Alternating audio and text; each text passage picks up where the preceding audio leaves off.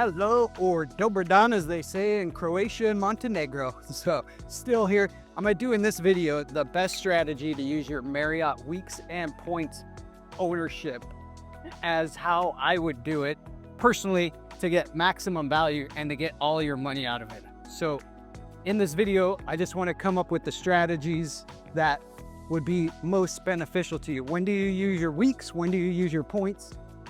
When do you rent it out? How do you set it up for your kids to have in a trust, in a corporation, or just, leaving it to somebody? Hopefully he can edit out all the noise. I think he can. I just do my best video. I do my best thinking while I'm walking. So most of my owners that are receiving this email, you're either executive, presidential, or chairman's, or you own both weeks and points, okay?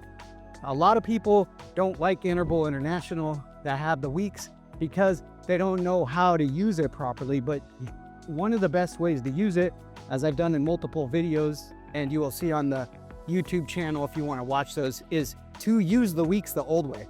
Because over like 50% of owners still haven't really gotten into the points program, or not. I mean, they're in the points program, but they still use it as weeks the old way, because you actually get more value out of it using it as weeks the old way rather than using it as straight up points, especially when going to Marriott properties.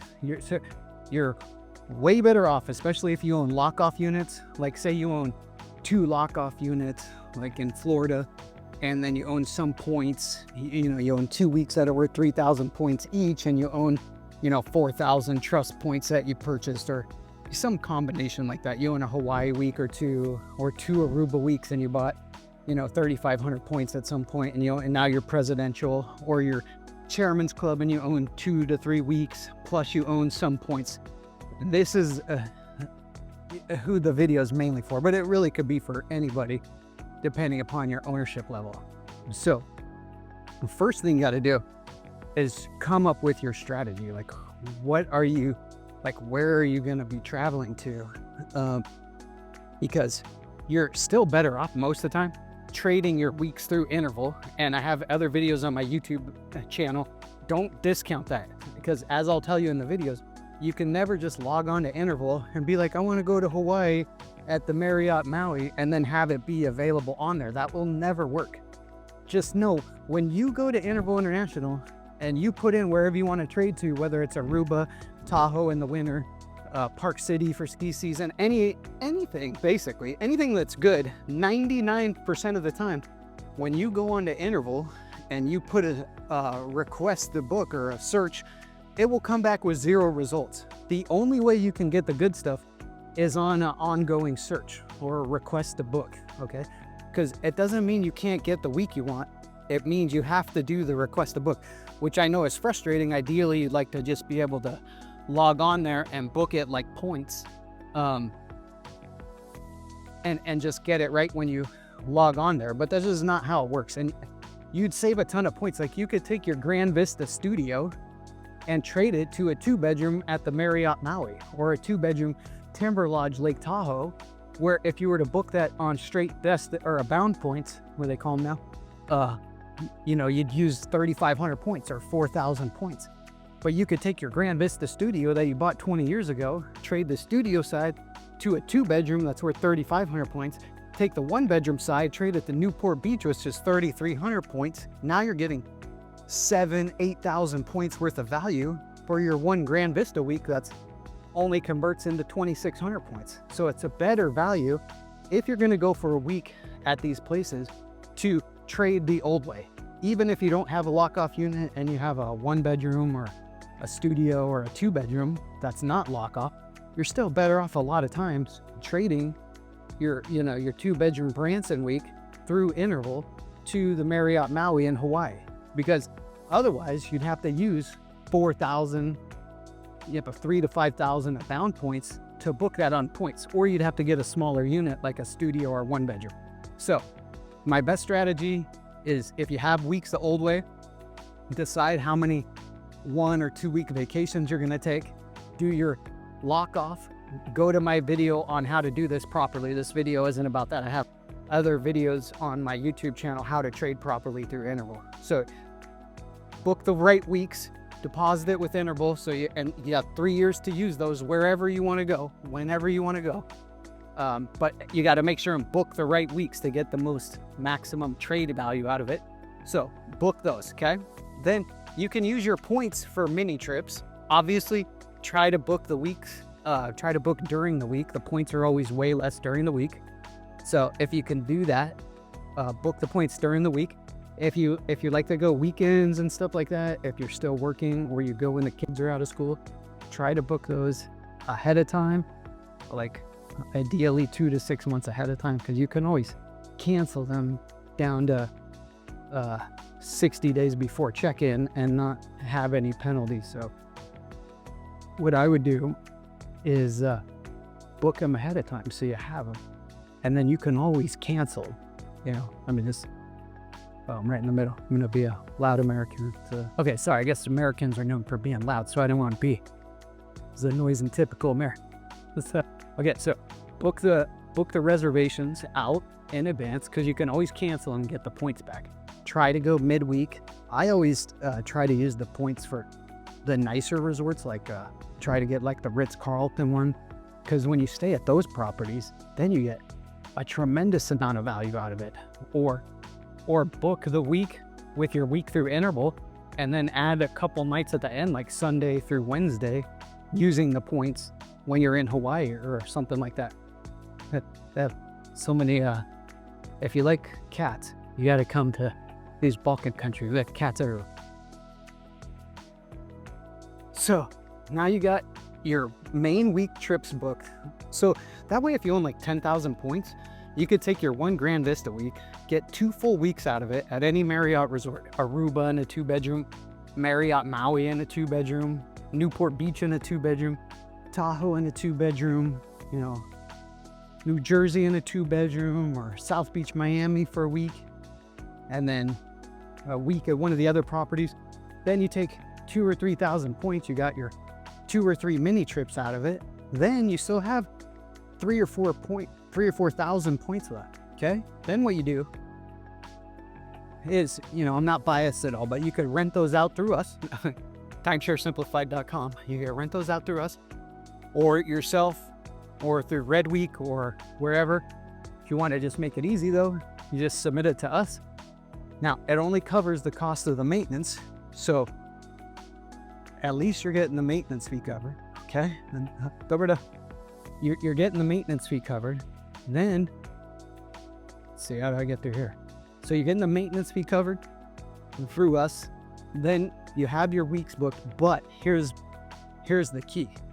You can write it off. Because Marriott's deeded real estate, you can use it just like you would a rental property that you own in whatever city that you own it. So now I'm no CPA. I got 3 credits in junior college, as I always say. No, I think I got 6. I got 3 for football too. So I got that going for me. So you can do what's called depreciation. So if you have a rental property, you can depreciate it over a certain amount of years, like 23 or 27. So you can take that portion that you rented out. That gives you another, $1,000 to $4,000 in tax deductions at the end of the year, if it's just off that small portion. If you rent it out, most of your points that year, well, then you could depreciate 80% of what you paid for it. So say you bought 10,000 points and you've spent $140,000 with Marriott. Well, you could write off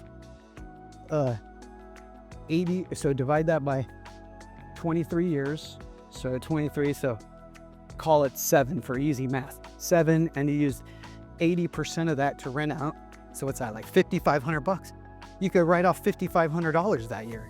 If you're in the 30% tax bracket, which most of you are, who, if you own this much Marriott, that's like $1,800 back at tax time in a refund. So that, plus you could write off that portion of maintenance fees. So if your maintenance fees on those 10,000 points is, say, $8,000, and you rented out 80% of it, so what's that?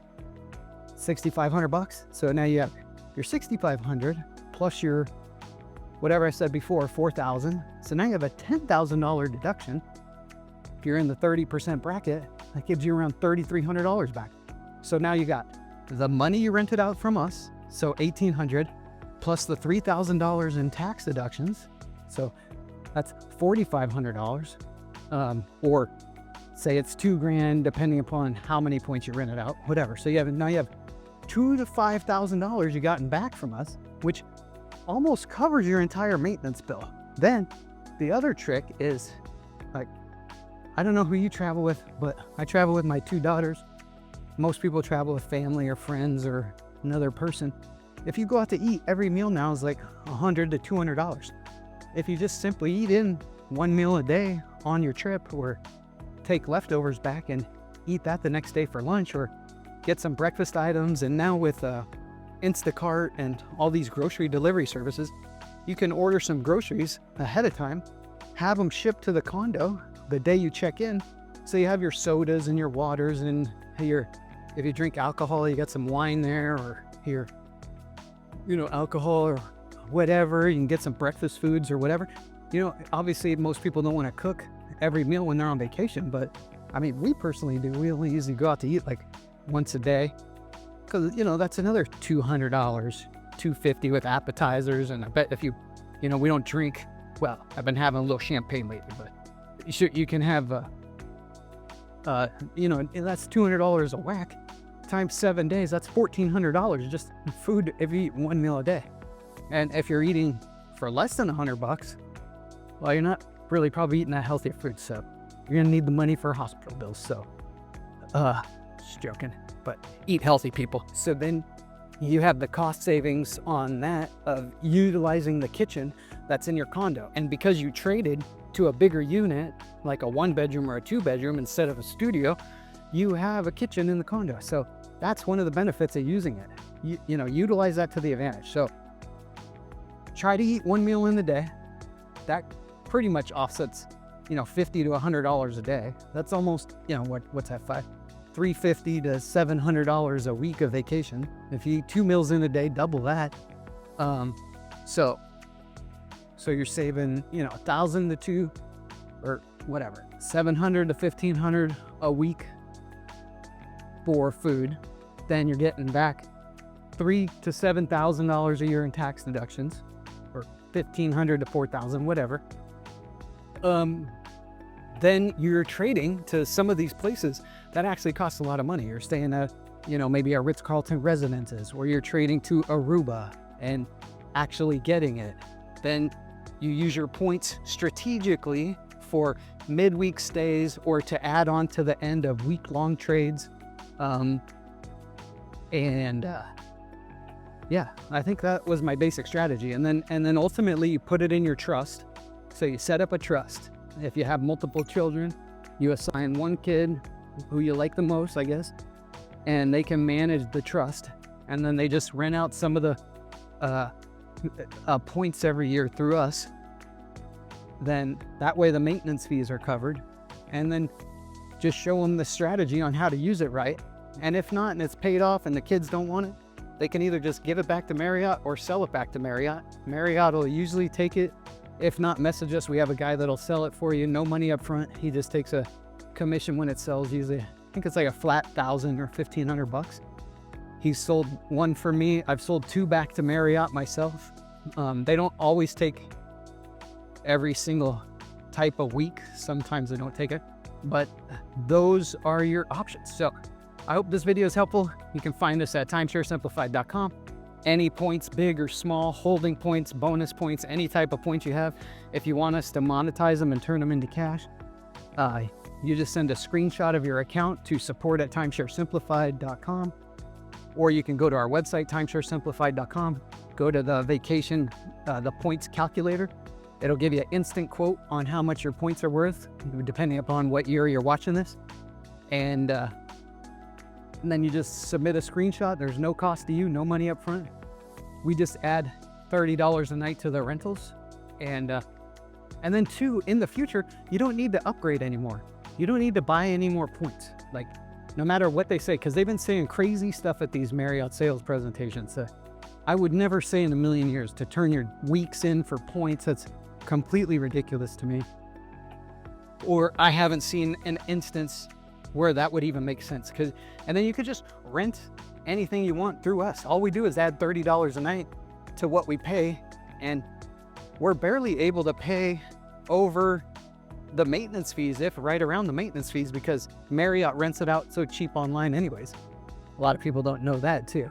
Over 60% of the time, you can just rent it from Marriott for like the cost of the maintenance. It's just kind of sad, but anyways, so you can get it from us for even less, and you have the same availability as if you bought those points yourself, and you save yourself the $40,000 to buy 3,500 points now. You save that, and then you just rent the points through us. We have the same access that you would as an owner, and the same type of accounts. So you would get the same things, plus you save your 40 grand. We'll put it into Bitcoin.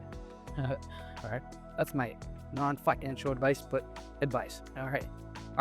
Love you guys. So you can get my book, Timeshare Tips and Tricks, on Amazon, or you can call us at the number below, 866-585-8728. Or email us at support@timesharesimplified.com, and I'll keep the videos coming. We're traveling around the world now, so this is beautiful Montenegro, which I didn't even know is really a country. Of course, it's been a country since 2006 when Yugoslavia broke up, so learned a little bit around everywhere. We were in Croatia for a month. We were in the UK, Slovenia, France, Germany. After this, we're going to Belgrade, Serbia, so keep you updated. And I'll go, this place is beautiful. Look at it, like old Roman castle or something, and just beautiful. Okay, all right, love you guys. Let us know in the comments if you have any questions or any topics you want us to go over.